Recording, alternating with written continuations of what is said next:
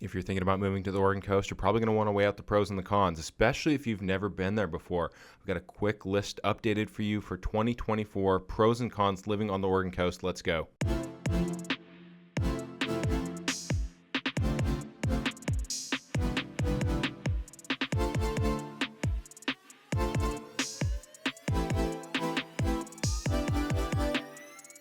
Hey everyone, welcome back to the channel. I'm your host, Seth Marchant, living on the Oregon coast. We're going to start with cons first. First con of living on the Oregon coast, lack of home service providers.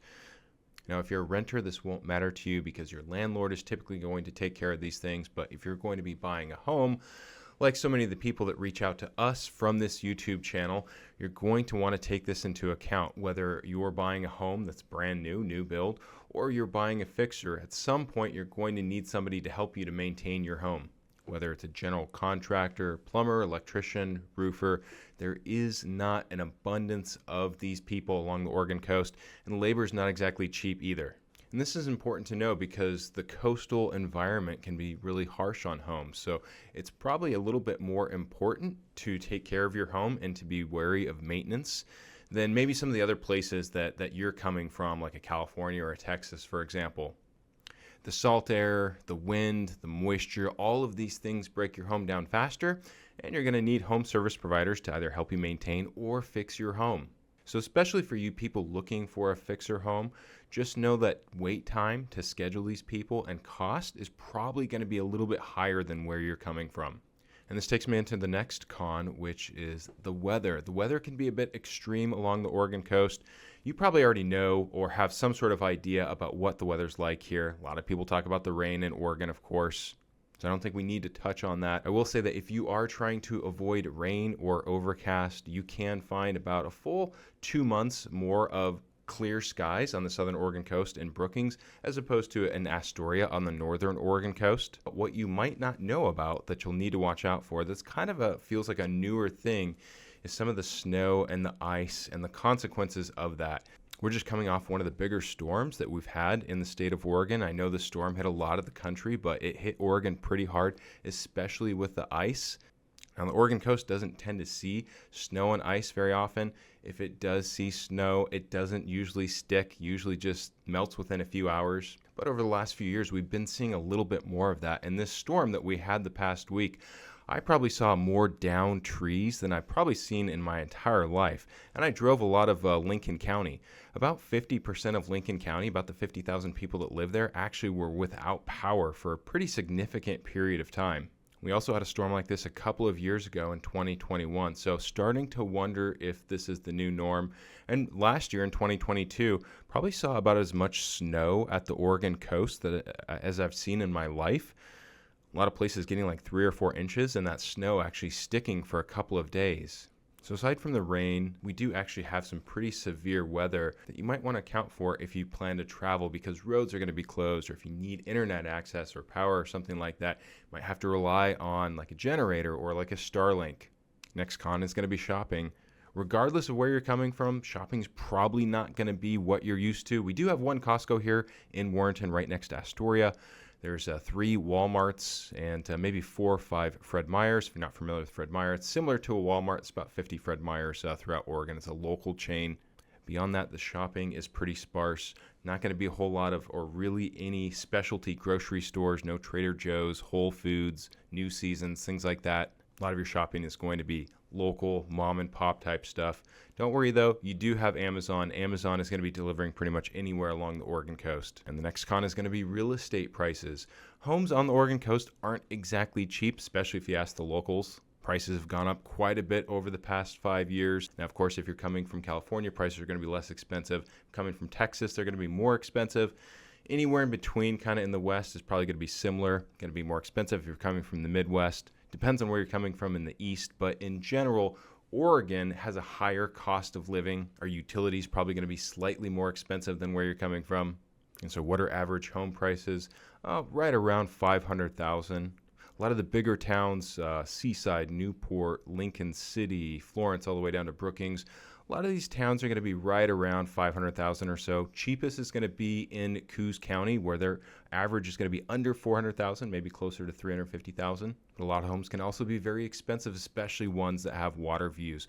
Water views do command a premium price along the Oregon coast, even if it's not ocean views. There's a lot of lakes and rivers, and those homes also command a premium. So if you're looking for a cheap home, and again, my name is Seth Marchant. I'm a real estate broker in the state of Oregon. Probably not going to find something super inexpensive. Again, probably going to want to look to Coos County if that's what you're looking for. Next con, and this is a big one for a lot of people. A lot of people probably don't move here because of this. Fear of this is natural disasters. This area is prone to earthquakes and then consequently tsunamis. If you're driving along the Oregon coast, you may see signs for tsunamis or places along the Oregon coast that are marked for tsunami zones, so you know when you're inside or outside of a tsunami zone. If you want to dig more into that, we do have a video dedicated specifically to tsunamis if you want to watch that there. And here's what you're going to learn if you don't want to take the time to watch that video. What you need to know is that we don't have constant earthquakes, not like California, but there is the potential and a prediction that we will have a massive earthquake off the coast of Oregon that'll extend down to California and up north, called the Cascadia subduction zone. And this area has had a large earthquake. We're talking like 8.0 plus on average, about maybe something like 300 years over the past 10,000 years. And the size of the tsunami that would produce would wipe out theoretically a lot of the Oregon coast. Now, some places along the Oregon coast that have elevation are going to be safe from this. Other places like a seaside that has no elevation would mostly be wiped out from a tsunami. In fact, Seaside recently built a new high school because of that concern, because old high school was in the tsunami zone. So it's something you can see that at least local officials take seriously enough to actually move some infrastructure around. Are we going to be hit with a big one? Is a tsunami something you should be concerned about? It's really hard to say. We might have the big one hit tomorrow, might not ever hit again, might not hit in our lifetimes. At the very least, you should probably take precautions and understand where the tsunami zones are and where you can escape outside of a tsunami zone. If you saw what happened in Japan 15 years or so ago, might not hurt to take some additional precautions. Might even keep a life jacket at your house. Next con is going to be employment. If you are seeking employment, the Oregon coast is probably not going to produce the most opportunities for you.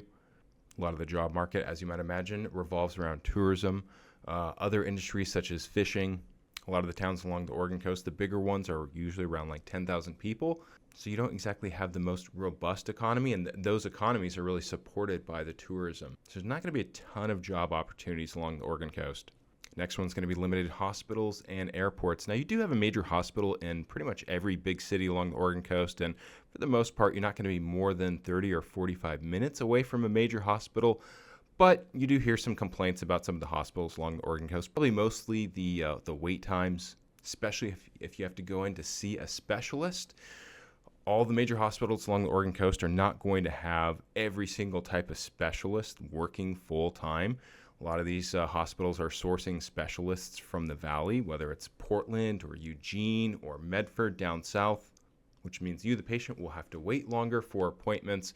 You might have trouble finding just a general care doctor that you think is a good fit for you.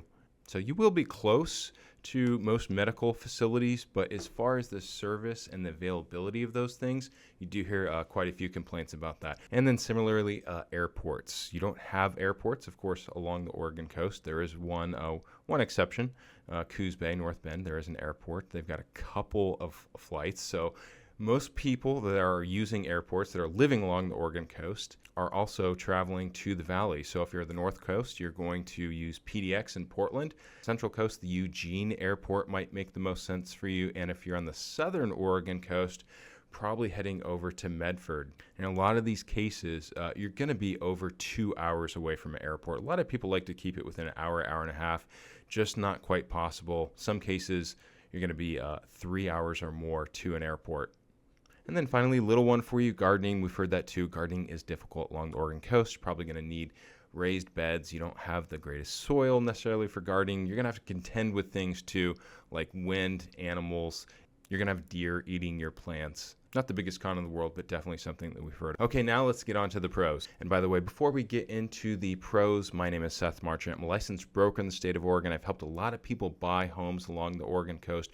You're watching the channel Living on the Oregon Coast. If you want to know what it's like to eat, sleep, play, all the pros and cons of living on the Oregon coast, make sure and subscribe to this channel. We've got over 100 videos. We release a new video every single week covering Astoria to Brookings and everything in between. And if you're thinking about taking the next steps to move to the Oregon coast, I would invite you to reach out to me. You can call, text, email. You can click the link below in the description. If you want to schedule a Zoom call with us, you can hit that QR code. If you're watching from TV, that'll take you to our website where you can find all of our contact information and more. However you want to get in touch with us, we've got your back when it comes to moving to the Oregon coast. All right, let's get into the pros. My first pro for the Oregon coast is going to be the community. Again, these towns are smaller towns, 10,000 people type of towns. A lot of towns are going to be 1,000 or a couple thousand people, and these communities are pretty tight-knit. Now, there is some apprehension, I know, from people coming from outside of the state relocating, especially people from California. They always feel like Oregonians are going to hate Californians. I haven't experienced that. I haven't had any people that we've worked with, that we've helped buy homes along the Oregon coast, express that to us. I think it's kind of just a myth, a little bit more of a stigma that's not true. Because in general, the people along the Oregon coast are really nice, really friendly, and do tend to be welcoming to people coming from outside of the area. Probably a big reason why that is because they understand that people coming from outside of the area are really what supports the economy. When I was growing up, the Oregon coast was a little bit defunct. A lot of rundown towns, a lot of rundown properties. But over the past couple of decades, the economy has become more vibrant, and that's because of the tourism and the people that are moving to the Oregon coast. So if you're worried about not being welcomed as an outsider, I can tell you we've helped dozens of people move to the Oregon coast over the years that are coming from outside of the state, and I've yet to hear a complaint. Probably going to bump into a lot of neighbors that are also relocated from outside of the state. Next thing is going to be the food scene. Now, with the growth that the Oregon coast has seen over the decades, the food scene has also improved. Now, Portland is really known for its culinary scene. There's probably some of that has bled over into the Oregon coast because there's been a lot of great restaurants that have opened up, as well as breweries. We're also known for our beer and our wine. Of course, you do have cannabis as well, legal in the state of Oregon. And the best breweries do tend to be in Portland or Bend, or at least we do have a lot of nationally well-known breweries, and those do tend to be in Portland or Bend, but there are a lot of great ones along the Oregon coast. I'll give a shout out to Fort George and Astoria, one of my personal favorites. A lot of the good wine is also going to be in the Willamette Valley, but some of that does also bleed over to the Oregon coast. As far as the cannabis stores, marijuana, weed, whatever you want to call it, it's pretty abundant. Pretty much every town has multiple shops, at least the bigger towns. You won't have to go far to find that. And of course, you've got a lot of really great seafood. And in fact, one of my favorite events along the Oregon coast is coming up in just about a month, the Newport Wine and Seafood Festival. This is a 4-day event. I believe it's 4 days. It kind of changed a little bit with COVID. It was actually, of course, shut down a couple years ago with COVID. But Thursday through Sunday, local restaurants and wineries bring some of their best to display for people to sample. And the atmosphere and environment is really, really good. In fact, the whole town of Newport sort of caters to this event around this time. So it's kind of fun because everybody's kind of on the same page. There's buses that go all around the city and pick people up and bus them to this event, which is right next to the aquarium. They set up a couple of really big tents over there, so you don't have a lot of drunk people driving around. That would be a nightmare if you didn't have public transportation to take people around. But people get dressed up for these events. You'll see people walking around town with like crazy costumes and stuff. So it's kind of like a whole entire vibe for the town when this takes place. Usually mid to late February every year. Next pro. You probably know about this one too, but nature. The nature on the Oregon coast is probably about as good as it gets. Probably what you might not know, though, is just how much of it there actually is. When you're living along the Oregon coast, you're going to see a lot of nature. There's deer everywhere. You see elk pretty commonly. If you spend enough time and in the right places, you might bump into a bear. Mountain lions are pretty shy. You usually don't see mountain lions, but we did have one that actually swam out to the Haystack Rock in Cannon Beach that made the impression on people, and a lot of people were talking about that for weeks.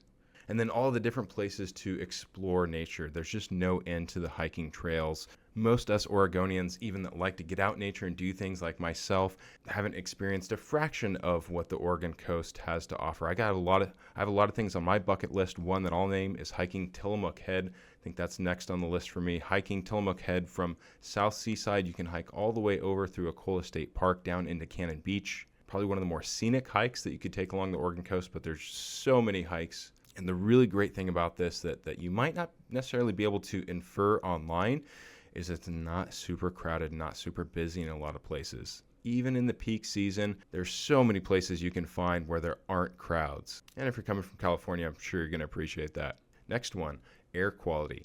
We do have some pretty good air quality along the Oregon coast, and actually I've had a fair amount of people reach out to me over the years that were looking to move to the Oregon coast specifically for the air quality. Now, I'm not an air quality expert, so I'm not going to dig into that and try and speak on it like I know what I'm talking about. I just know that a lot of people who do know a lot about this stuff tend to believe that the air quality on the Oregon coast, especially in certain places, is really good. Also, if you're worried about wildfire smoke, like we've seen a lot in California or Oregon, you don't really see it along the Oregon coast because you don't really get the wildfires along the Oregon coast. Too much moisture, a lot of rainforest along the Oregon coast. Occasionally, you'll get a fire along the Oregon coast, a wildfire, but they don't last for long, so you don't get the wildfire smoke like we do in the valley, like Oregonians do in the valley, especially over the last couple of years. A lot of wildfire smoke all the way from Portland to Medford. Next one, safety. This is also one you might not necessarily be able to infer online because when you look this stuff up and you look up crime, you look at crime maps, it's not always evident whether an area is safe just based on looking at like a heat map for crime. Now, crime, of course, is subjective, so it's going to be different for everybody, but for the most part, especially if you're coming from a big city, you're probably going to find that crime along the Oregon coast for you is relatively low and you're going to feel relatively safe. Now, the people that'll probably chime into this are going to be people in Coos County. That's probably where we probably hear about it the most. Coos County with Coos Bay and North Bend is the most populous area along the Oregon coast. So just like any other area, the greater the population density, sometimes the higher the crime is going to be. And so what type of crime are we talking about? It's not going to be like violent crime like rape or murders or anything like that. There's maybe one or two murders along the Oregon coast every year, so not very common. More so dealing with meth and the consequences of that, which usually means like burglaries. You'll hear stories about like somebody getting their shed broken into type of thing. So drugs, burglary, theft. It's probably about as bad as it gets commonly. And like I said, it's not very common. So regardless of where you're coming from, you're probably going to find that you feel pretty safe and that the crime rate is probably lower than what you're used to. And some stats, you can probably find some stats that'll say that some places along the Oregon coast, crime is a little bit higher than the national average. But anecdotally, I have not heard complaints. And again, we've helped a lot of people move to the Oregon coast. I have friends and family that live from the north coast to the south coast. So I've got a pretty good pulse on how people feel about it. And I'm sure if you're not familiar with the area, if you move to the area, you're going to feel the same way too. And the next thing is going to be the climates. The reason a lot of people move to the Oregon coast is the temperate climate. You're looking at like 40s and 50s, oftentimes in the wintertime, and then summertime, 50s and 60s. We don't get a whole lot of 70s. 80s are pretty rare, although I will say we did have a couple days in the 80s last year, and I think we actually had one day at 91 degrees. So weather's been a little bit more extreme. We've had some more colder colds and some hotter hots the last few years. But in general, the coast is very, very temperate. And then finally, traffic. Traffic along the Oregon coast is not bad at all. With the exception of some of the more popular towns like a Seaside or a Lincoln City, in peak season, you might get some bumper to bumper and some stop and go. You might bump into some traffic, but for the most part, traffic is pretty rare. And when you do bump into traffic, look, when you're going to Seaside, south of Seaside, off the 26 on a 101, right when you're getting into Seaside peak season, it is kind of bumper to bumper up until you get to Gearhart. But what does that actually translate to? Well, it probably takes you normally to get from South Seaside to Gearhart, I don't know, 7 or 8 minutes. And with traffic, it might be like 11 or 12 minutes. So even when there is heavy traffic, it's still negligible compared to any kind of like big city traffic. All right, and then finally, I'm going to give you a few for you to decide. All right, and then finally, I've got a couple I can't decide if these are pros or cons. I'll let you decide, but these are things that people consider when moving to the Oregon coast. What about kids? There are families, of course, along the Oregon coast. A lot of retirees, but there are people that have kids. Now, the Oregon coast is not necessarily known for having some of the best schools in the state of Oregon, which of course is going to be important if you have kids. But another thing that's going to be important if you have kids is going to be safety. Like I mentioned, I would expect that most people are going to feel relatively safe along the Oregon coast. So just a handful of reasons why you could say it's a great place for kids, maybe some reasons where it's not the best place for kids. In general, it's probably a good place for kids, but I'll let you decide. And the next one you decide is going to be tourism. Some people might not like all the tourism. They might not like all the congestion. There are certain places that do get kind of congested.